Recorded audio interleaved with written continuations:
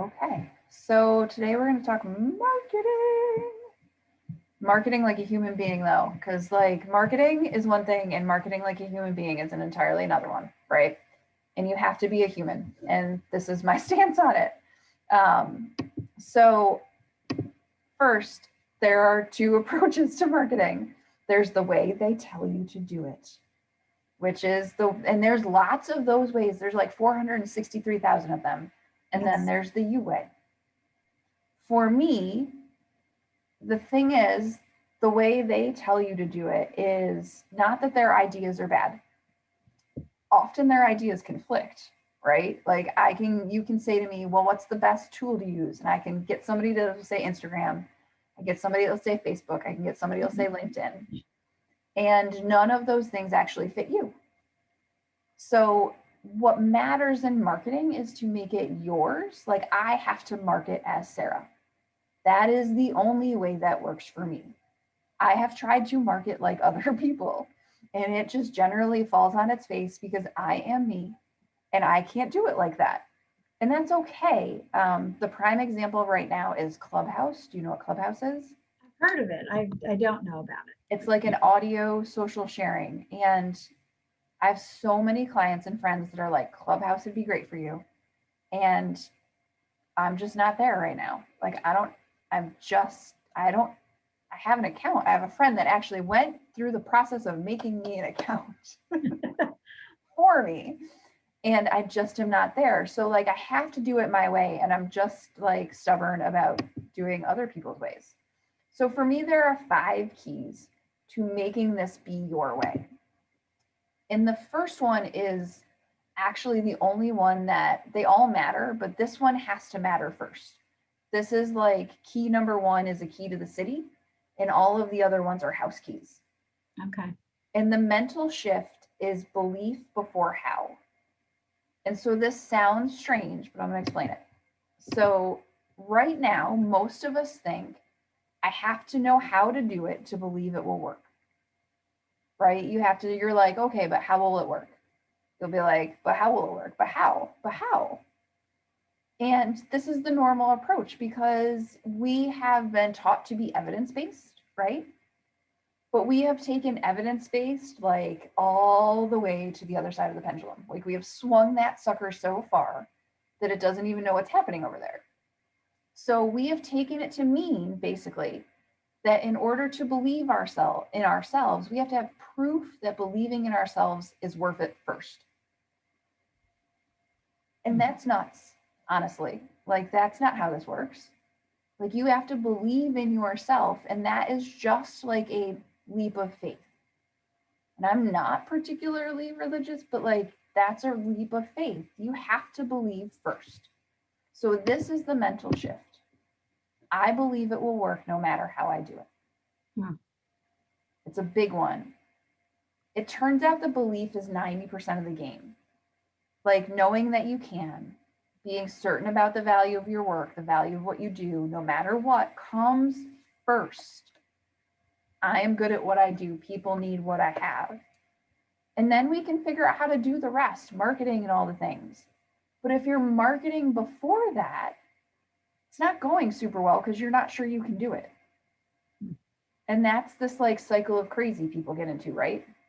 We're like, well, but I would believe it if it was working. Like, well, actually, it's never going to work if you don't believe it. It's not chicken and egg. One of them clearly comes first.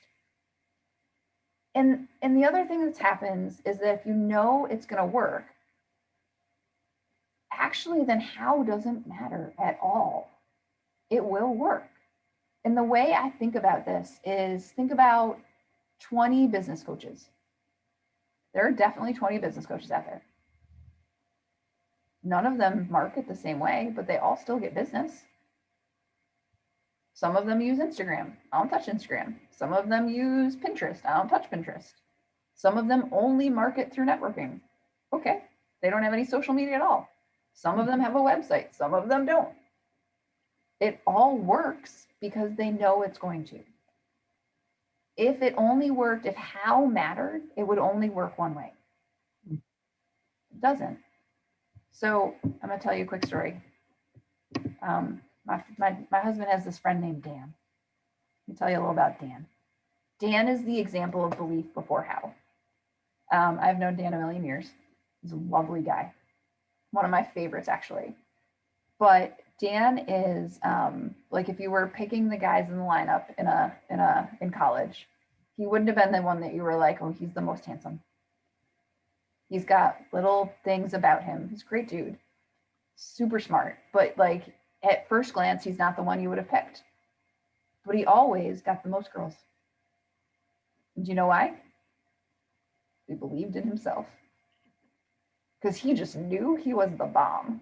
Like, and it still to this day in our 40s is exactly how he rolls. Like, it is not how beautiful he is. It is not that he's smarter than everybody else. It's that he owns it 100% of the time. No matter what he does, he's like, nope, I got this. Sometimes you want to smack him, honestly. And I've been in bars where he has gotten in fights, like in our 20s, over stupid shit that didn't matter, where you were like, what are you doing? But like he wore the confidence first and everything else followed. That is the trick here. If you're not going to put on the confidence outfit, then the rest of it isn't going to come. Belief before how. And if that is the only thing you walk away with from this, that's actually enough. That's enough to change all the things. But there's some more keys. Like we gave you the key to the city here. Now let's get some houses unlocked. The first house to unlock is please be a human that talks to other humans. Like if you want to build a business that makes money, actually that money comes from human beings. You have to connect to other human beings who pay you that money. It's not a funnel. It's not an email list. It's not your post. It's not all those things. Those things have to connect to a human being on the other side, and the human being has to take an action. So if all you're thinking about is the post or the funnel or the email, you are not thinking about the human. And that's the thing here. You cannot market by just thinking about posts. I was just talking to somebody, potentially a new client, and she really is just thinking about the posts, not the humans behind them. And so that's what's missing there. I don't care how you talk to them. There's lots and lots of other ways to connect. But this is shifting the conversation from thinking about engagement, which y'all probably know how I feel about engagement numbers. I don't love them. They're like make-believe math. And as a math person, I find it offensive. Shift from thinking about engagement to thinking about conversation. I don't need you to engage. I need you to have a conversation. There's a difference. Like humans have conversations, okay? And here's the thing about this. I know I get people all the time that say to me, I'm not a people person. I'm just not a people person.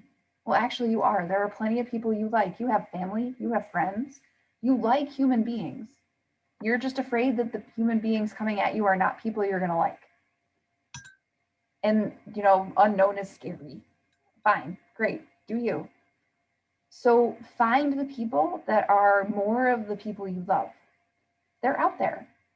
So, and like anything else, like think about finding shoes you love. You have to try on a bunch of pairs. Finding a restaurant you love. You have to try a bunch of restaurants. Find people you love. You have to try a bunch of people. That's the thing. Go out and try stuff. It doesn't matter how. We just did that before, right? Mm-hmm. It's like throwing a party. If you throw a party, you throw it however you want. My 40th birthday party was in my driveway with pizza and a bounce house. It made me really happy. It was a very me party. I had all my people. I didn't have to cook anything. I didn't have to do any work because the kids were all in the bounce house. And we had a grand old fall, beautiful day. But like if your party is fancy china and one person at a time, then that's your party. Like your party's not better than my party. It's just your party. So do your party your way. Meet your people your way. And be cool with that. Like I'm not mad about my bounce house party. I might have another one. It was glorious. I enjoyed every minute. All right, number 3, next house. Humans cannot be everywhere all the time. That is not how humans function. Set your limits. Listen, this is what this means really for me is directly this. There are 500 platforms. Again, this is where Clubhouse comes in. You can't do them all. You shouldn't. Unless you're like a multinational conglomerate and you have 5 people doing your marketing, you do not belong on all the platforms. Pick one. Pick 2. Make sure you love them and you love being on them. And then just do those and feel good about it. You do not have to be all the things to all the people all the time. Like, it's not even humanly possible. Humans cannot do that. So if you are going to market as a human, actually know that you are a human, own that, and set your limits. Stop trying to be everything to everyone. So I'm going to ask you, because the one thing that keeps coming up is, are we marketing to where our people are? So how do you answer that question? Your people are where you are. Okay. You have to believe that. That's how I feel. But I keep hearing that. I'm like, well, okay. Yeah, for me, that's a belief. Like, the people in front of me are my people. Okay. I can make any one of you my people at any given moment. Y'all are my people. But like, you could believe that the people in front of you right now are your people, right? So of course the people in front of you are your people. Okay. And that is like are you in the right place? It's like a fixing mindset rather than like of course this is working mindset. Mm-hmm. And that's sort of torture.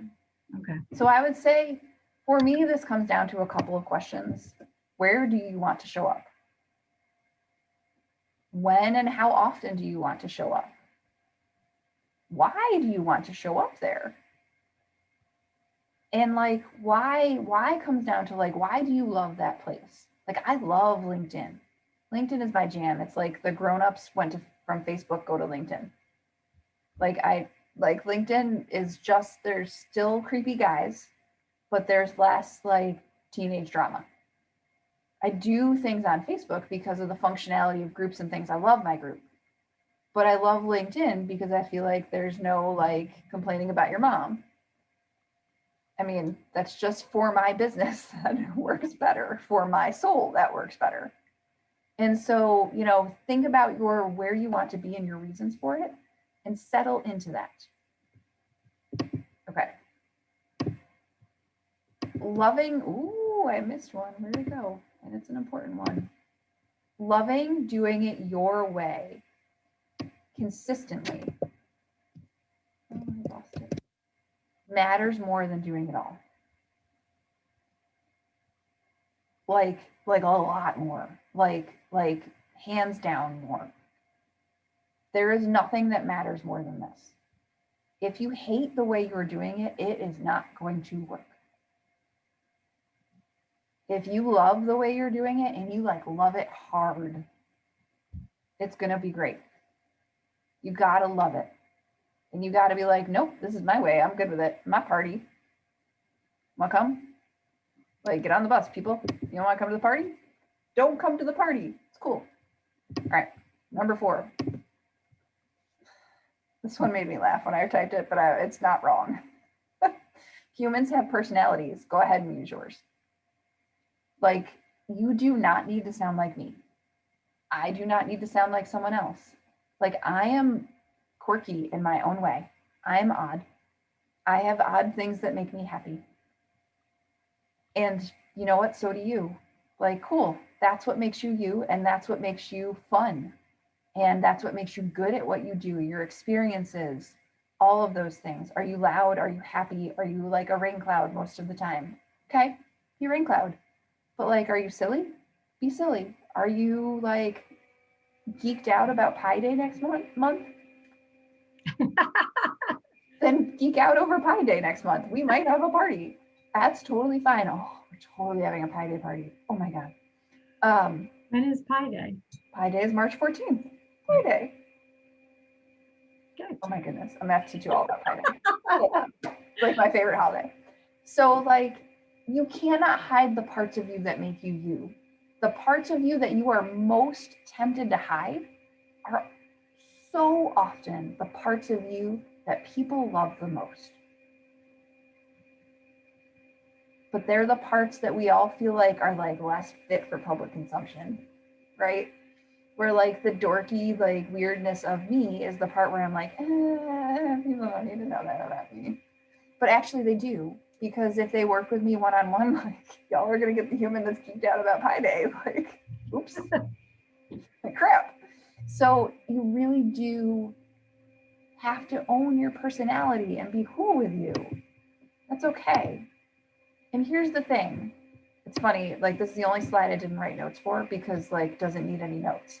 If you know your business is going to work, if you believe, why the hell show up as someone else? It's harder to be something you are not. Do you really want to make it harder? Like when you're hiding who you truly are and the personality you have, you're making it more work. Really? Like we want to make this harder? It's harder to be not you because you are you. And if you know your business is going to work no matter what, then cool. Like get it, be all your quirkiness. It's okay. All right. You must embrace the parts of you that you are most nervous about sharing. For me, it is my inner rule breaker. Like I don't like to admit that she's in there, but really I'm a shit listener. When it comes down to it, when people are like, do it this way, like I got coaching on something in my group this week, do it this way. I did the opposite thing yesterday. Like I was like, no. Do what I want, when I want. And if your brain is like, oh, we can't be on Facebook like that, then you really should go do that. And here's the thing, when you do that, you're like free. The other thing I would say to you is if you have a part of you that you're like, nobody wants to see her. If you go looking around online, there are 10 people doing that already. You're not going to be the first person to be like quirky out there in the universe. So like, really? You think you're going to be that weird? So like, it's okay.